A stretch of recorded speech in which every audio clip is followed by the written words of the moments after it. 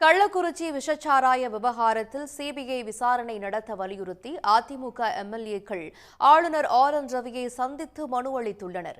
சட்டப்பேரவையில் கேள்வி நேரத்தை ஒத்திவைத்து கள்ளக்குறிச்சி விவகாரம் பற்றி விவாதிக்க அதிமுக எம்எல்ஏக்கள் வலியுறுத்தினர்.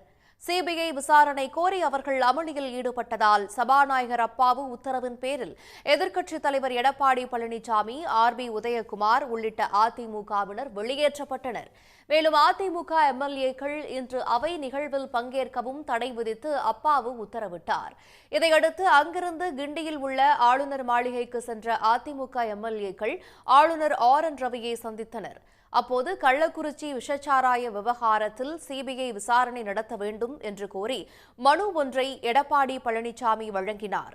இந்த சந்திப்பின் போது முன்னாள் அமைச்சர்கள் S P. Velumani, Thangamani, KP. Munusamy, CV. Shanmugam உள்ளிட்டோர் உடனிருந்தனர். உடனுக்குடன் செய்திகளை தெரிந்து கொள்ள சன் நியூஸ் பெல் ஐகானை கிளிக் பண்ணுங்க.